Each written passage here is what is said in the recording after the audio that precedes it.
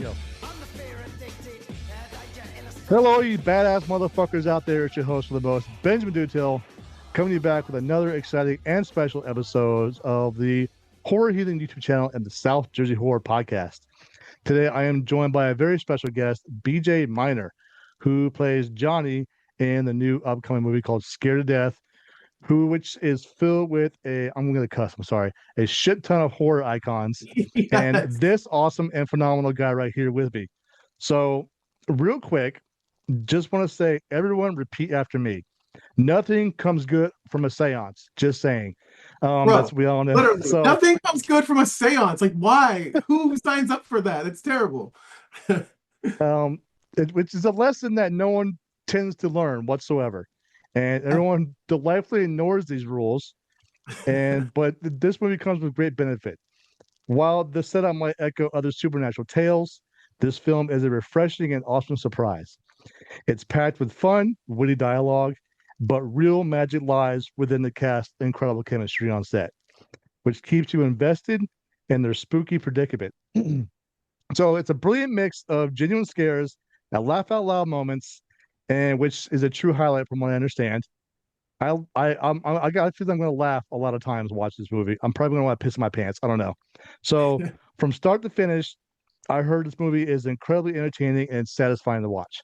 So this is what the critics are saying so far. The people who got lucky enough is for early screeners, but I'm going to shut up now because I talk too much and I'm nervous. So you would think after doing it for 5 years, I'd be able to talk to someone by now. You're Anyway, killing it. You're killing it. You're killing it. It's so good. please welcome my special guest, BJ Miner. Thank you so much for joining me. How the hell Oh, are you thanks for doing? having me. I'm doing so well. By the way, this was my first ever horror film, and the fact that my first horror film I got to work with Lynn Shaye and Bill Moseley is insane. Like, that's like who gets to say they work with like they're horror legends, man. It was and they're the nicest people on the planet. Like, Bill and I were cutting up so much on set. He literally just sent me a DM because he couldn't make our PR event yesterday because he's on the slopes. He's just like living his best life. Yeah, it's crazy. So this is my first horror film. So go easy on me, guys, please. Well, it's your debut. I mean, congratulations to you, sir, Thank you. because Appreciate it. it's like you said, it's a huge deal, and anyone who makes their first debut is it's downhill from there, from what I understand. Right, So right. it's easy pickings for anyone who's invested their time and their life in such a career in Yeah. which I wish I could. I envy you because I can't do this kind of stuff. So anyway, um, so I have to ask, will this movie live up to its name and scare the hell out of people, scare people to death?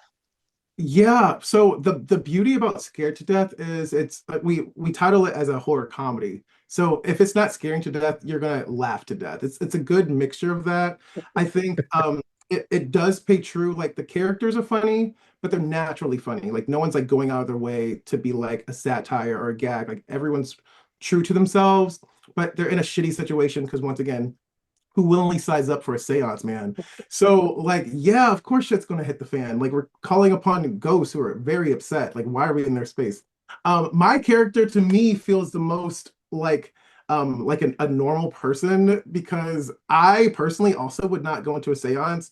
Like, my character starts crashing out hard. Wait till you see it. I just start crashing out. I'm like, get me out of here now, right now. I don't want to be here.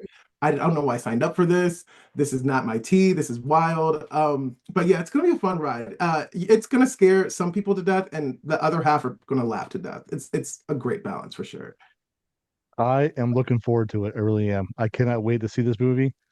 Just the trailer alone, it got me in, man. I mean, it reeled me in. So, and Sick. that does not happen very often with me. So if I see a trailer, if I find, I'm sorry, people, if I offend somebody, kiss my ass. If if Right. so, if the trailer does not grab me, I am not going to watch the movie. I'm sorry. But Right. after watching this trailer for Scare the Death, it looks really, really good. And I can really tell that I'm gonna give it 5 thumbs up. Not 5 thumbs up. Jesus, listen to me. I'm stupid. Not 5 stars, 2 thumbs up. Not 5 thumbs up. Anyway, Yes. so your character Johnny Fizz is Yeah. himself an actor playing Chuck in Dead House. I guess is what it is. Yeah. how did you approach the meta layer of performance? So actually another funny story just about like how everything came together. So my character Johnny, it's like super meta because we're playing actors who are also preparing for a movie about a seance. So we're like studying. So we go to a real seance, which is whatever. Once again, ridiculous. But my leading lady in the meta film, Dead House, actually is one of my best friends. Her name's Victoria Conifol. She's an Emmy winner for Days of Our Lives. We had no idea we had booked this job together.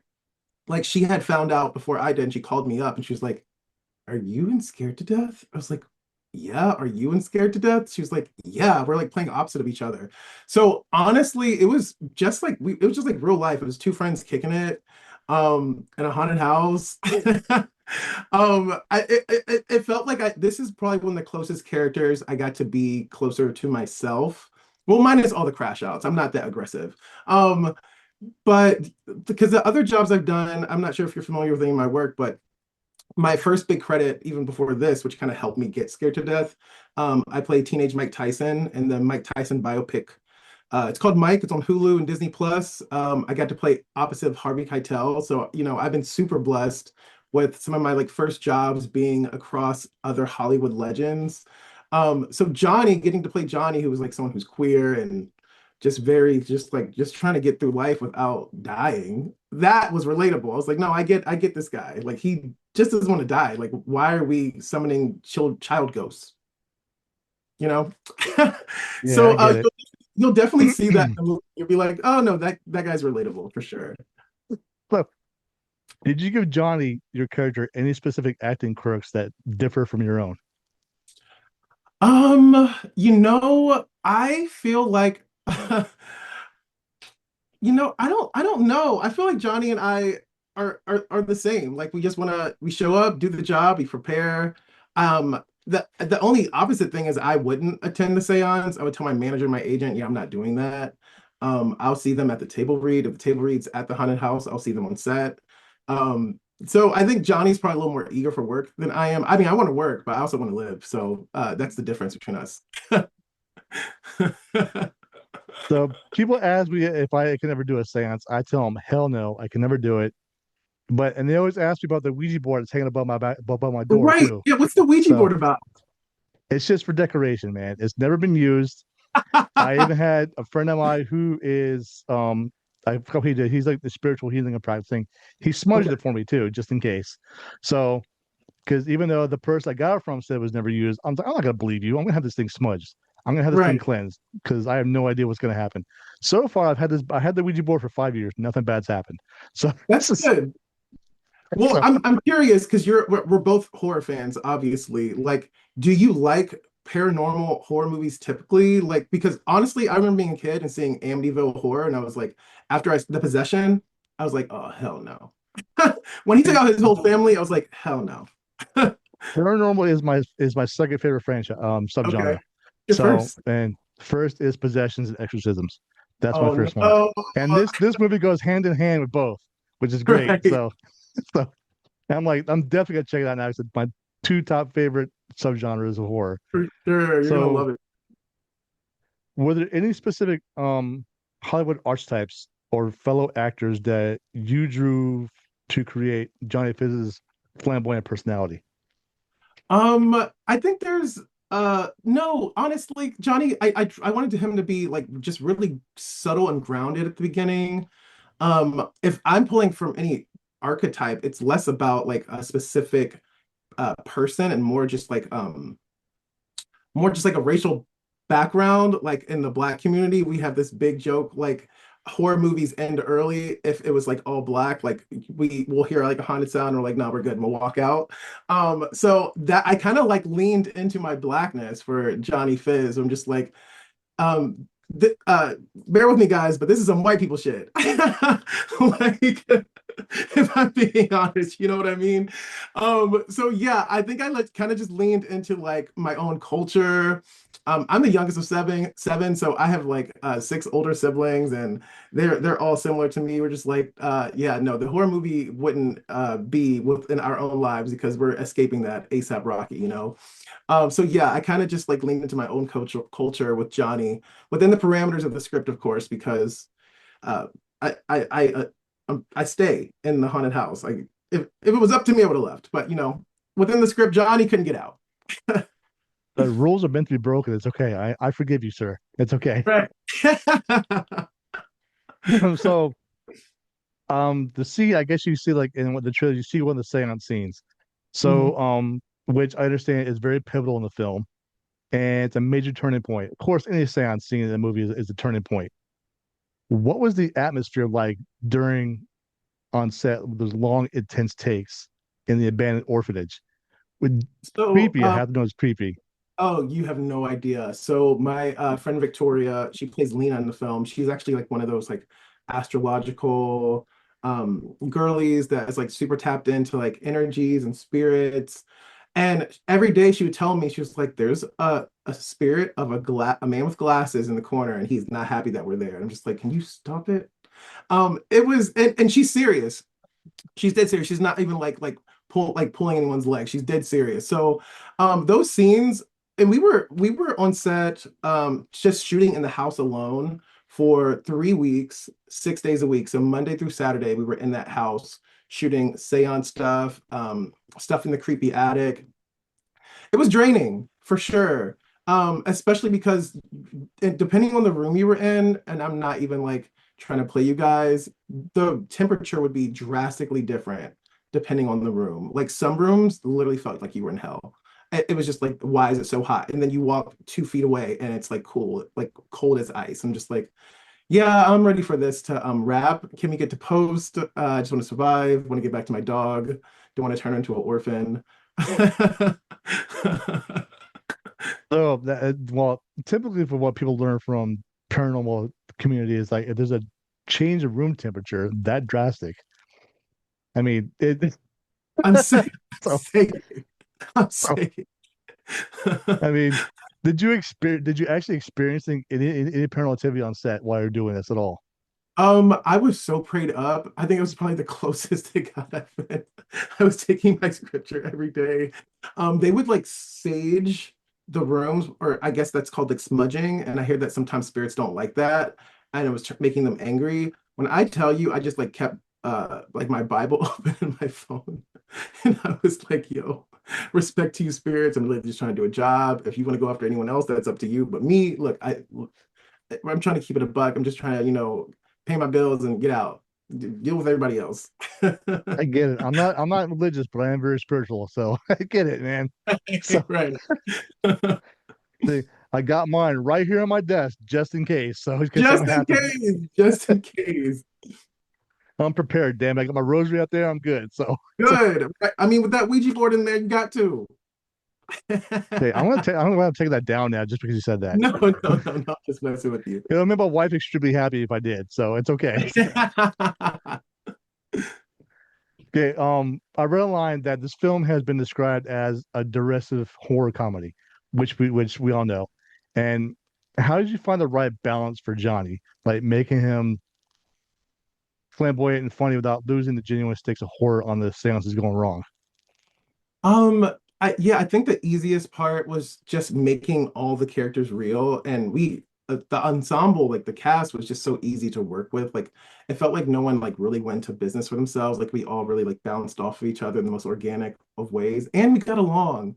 So it made the comedy come naturally, especially once we got to know each other. So nothing is forced in the film. Like every joke we came up with, you'll even be able to tell. Some of them you can tell we just got so comfortable with each other. Some of it's improv. So with Johnny, I kept him grounded. I kept him real. I bounced off of the ideas of my co-stars. And I think we found a really good balance between the horror and the comedy, keeping it real, keeping it funny, keeping it heavy when it needed to be, because at the end of the day, we're still telling a story about people's lives potentially being lost. So there's only so much you can make light about that, you know? Exactly. I mean, it's not the first one I heard that happen, like improvising on set. I mean, I interviewed Michael C. Williams, who's the Blair Witch Project. Cool Mm, guy, very cool guy. And he said they improv the entire time filming that movie. So that's there was no script, nothing. They just did the whole thing by what was in their heads. And I thought that was that's incredible. And that's really if they thought something was going wrong, they had a code word. I forgot. I think the code was like cuckoo or chicken or something. I can't remember what it was, but which makes sense because I would be chicken too walking through those woods at nighttime. Just right. so, anyway, improvisation. I think is like the best way to act. I mean, do you think that you consider yourself as an improv actor or a method actor? Oh God, no. And I have some friends who are like so good at like sketch comedy and improv. I've never taken an improv class. I hope my improv friends don't hate me for this, but I really don't like going to improv shows. I'm like, we all have preferences. Don't judge me for it.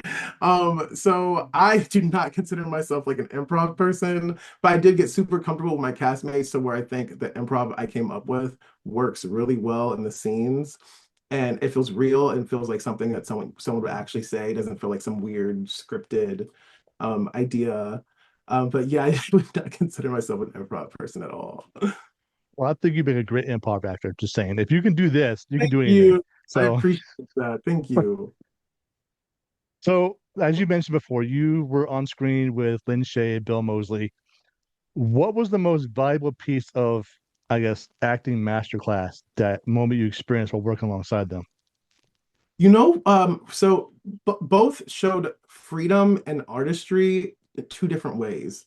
Like Lynn is the person who is so prepared.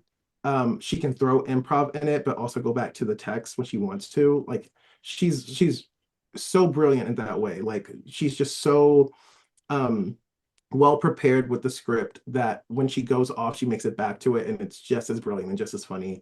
And then Bill showed me like to not be so like wound tight on set. He was like the most relaxed, loose artist you would ever expect. Like Bill Moseley was just kicking it, man. Like it was just like, and then when the camera comes up, he would do his thing and just go back to kicking it. I'm just like, wow, that's what it's all about. Like he didn't make it like this big thing. He just made it fun and easy. So with both of them, it's like literally just like enjoying the work so that it doesn't feel like work. And then you can tell that when people watch it, they enjoy their work for that. Like they're really easy to watch.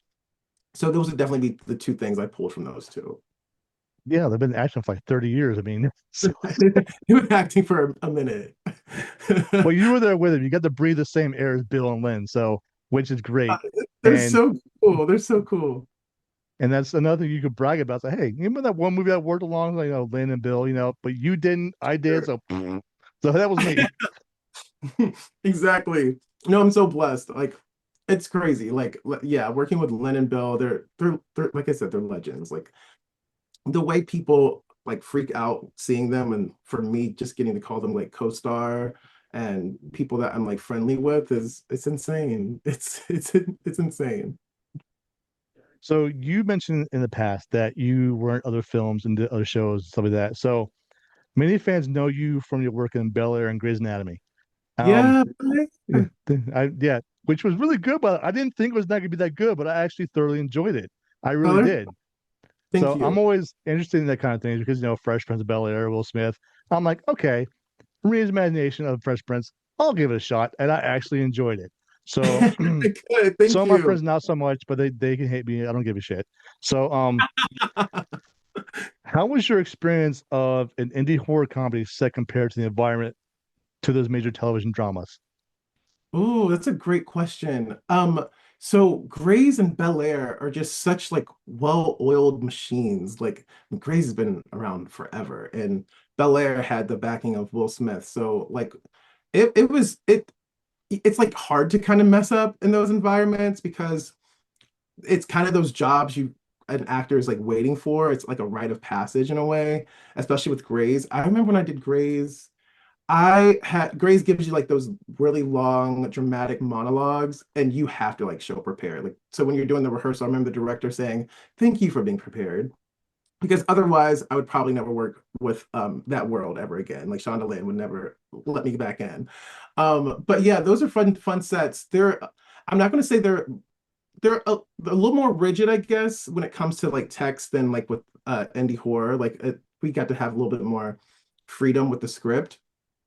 But both the television world like that and getting to do indie film are all incredible, huge blessings for any actor. Like, so I'm so fortunate. Like, I can't wait for what else will come out of this because I will truly believe work begets work, and getting shows like Grey's and Bel-Air have led to other jobs that I've already actually just wrapped a pilot last week. And I have another feature film coming up that I'm going to be shooting in June. And Paul, the director for Scared to Death, we shot a movie last July that I think is getting released this year called Relapse. And Lynn is also in that. And Kurt, who's in Scared to Death, is also in Relapse, as well as Marilyn Manson. So that's going to be sick. Um, Oh, so yeah, I mean, all the work is really cool. Vastly different television and film, but all the work's really cool. I have to give you a lot of respect for being on Grey's Anatomy because that movie's just so boring. Like it's so boring. It's kind of fascinating that there's been like what 22 seasons now. They keep finding new ways. Like for my guest star in Grey's, I was one half of a queer couple, and we needed a surrogate, and of course the surrogate's my sister. And like it's either like keep the baby or the sister dies, and just like wow, how many like medical things can we come up now where someone's like life is on the line for 22 seasons? It's kind of I, fascinating. I mean, don't get me wrong. I enjoyed Grey's Anatomy for the first 10 seasons, but after that, I'm like, okay, something's got to give. Come up with something new for hell. I mean, for F's I sake. won't judge you So, for it. I will not judge you so, for it. That's kind of where but the television is, huh? Like it's like a lot of like reboots or like holding on to like long-standing shows. And I think there is like I think there is a yearning for like just new concepts and faces. Like people want to see new stories. So I really hope that like Hollywood can give us that at some point. Do you like write or anything? I'm just curious. Or are you just like a huge like fan of like cinema and film and I mean, television? just a huge fan. I'm a cinephile, is what they call. Okay, So, cool. yeah. That's dope. Yeah. I'm with you though. But I would love to see some new stuff as well. I totally get it. I mean, my wife is the medical junkie. She watches Grey's Anatomy. We just started watching The Pit, which I think is really good. The Um, pig. Oh my and the and God. the and the reboot of Scrubs. They came back. I'm so happy they brought back Scrubs. I had a couple So for audition for Scrubs. I wish I could have auditioned for Scrubs because that would have been fun. That would have been it's not sick. too late. You can probably get It's not in. I too mean, just late. You're saying. right. It's not too late. It's not too late. So, I mean, I think you would do well in Scrubs. I mean, they need more people like you with the personality and that the energy. So Thank you. that's I what they appreciate need. Because that. Scrubs Thank has that you. high type energy feel environment. For sure. Oh, Scrubs is So, dope and funny and relatable. and each episode is only 20 minutes long, which makes it more interesting. So, so, I like 20-minute episodes. You know, so some of my favorite shows are a little too long, and it takes me like days to watch one episode. I'm just like, oh, okay. I love the show, but dang, it's long. But yeah, I'm with you. 20-minute episodes are it. okay, back to the movie. So yeah, that But goes back to the movie. again. Back to the movie. Back to the So, movie. so like you said, the film's director Paul Boyd says Yeah. the movie plays with the idea of you only see ghosts if you believe in them. So, do you personally believe in the supernatural? I think you said it before, and did it affect you while playing your character on screen? You know, I do believe in supernatural. I think like if you believe in God, there's like there's always going to be darkness with the light. So that means there also is going to be Satan and everything in between. And you know, I'm a firm believer that I'm like protected and my guardian angels surround me, my ancestors surround me. So I'm huge on the supernatural. I just try to stay in the light version of it and avoid the darkness. I already know I don't want to put my angels through extra battle, so I just avoid those spaces. I'm just like, I'm trying to live, man. I'm not trying to be a Like tortured soul here. I'm just trying to act and get paid. Is all I want to do. So, I'm trying to keep it simple. I totally get it, man. So, last question for you. You mentioned this before, but to clarify for the fans, the audiences out there, what's next for you? What major big projects are coming up? So yeah, I just wrapped a pilot. Hopefully you guys will get to see it. Hopefully it lands on a cool network. But it's called She Loves Me Not. And it's kind of an extension of my character on Bel-Air. On Bel-Air, I play Carlton's drug counselor. and She Loves Me Not, I'm going to play a somatic therapist, and it was so much fun getting to film that. I'm going to have a movie released with Paul again and that team called Relapse this year. And I have two other feature films that are getting shot this year, along with, auditioning the actor world. So it's been good. And Scared to Death comes out in 2 days. That's so sick. In AMC theaters, like I couldn't have expected that. I already got my tickets, by the way, just saying. So, Yay! Dope. So so sick. So sick. I'm making the Friday night premiere at the Cherry Hill down the street. So I'm good. I got my tickets. Oh, well, thank you for getting your ticket, man. I appreciate it. I'm hoping they have like a popcorn bucket this movie because almost a lot of movies have popcorn bucket themes. So I'm hoping they have one for this movie. I hope they do. It'd be really cool if they did. That'd be cool. Yeah. We have like tote bags. We have like a signature drink that came out. I don't know if you saw that. That'd be cool if we had a popcorn bucket. That would be dope. I had become a collector of popcorn buckets, and my wife thinks I'm wasting money, but it's an investment in my opinion. So Cool. I think that's dope. I'll show my favorite one real quick. Yeah, let me see it. I would love to see it. So I did happen to find one. It's called the DeLorean Back to the Future. That Yeah, the is cool. the doors open up and everything's really cool. That is really Children, cool. I want to eat lights popcorn up. out there right now. That is so dope. That is sick. That's really cool. When they first got, I waited in line for days to get the damn thing. So And they weren't selling out, or did they just have enough no, in stock? they had enough in stock. So Oh, but some people are paying ridiculous prices for popcorn buckets. I don't pay no more than $40 for a popcorn bucket. do you think some people are just like buying them and reselling them for more? Is that like a thing too? They do, and it's ridiculous. I mean, some prices I see online like this. I paid $40 for mine. I'm happy Yeah. as long as. Right, right, for sure. All right. Well, that's all the questions I have. I really do appreciate you taking the time out to do. I have had fun doing this. You're really cool, Fun. and I'm gonna see you on the big screen in 2 days. Yeah, So thank you so um, much. I wish you nothing but success and luck in your career and future. Thank And you. I hope you stay awesome, stay amazing, and keep that shit up. Thank you. I appreciate you, man. Same to you. This was dope. I had fun. Ladies and gentlemen, boys and girls of all ages and sizes, the wonderful, the fabulous BJ Miner, who plays Johnny Fizz and I'm going to scare to death, starring in theaters this Friday. Go see it. If you don't, come see me, and I may not get you in. So in that case, and I you, love sir, have a wonderful evening. you too, my friend. That was dope. Thank you. Yeah.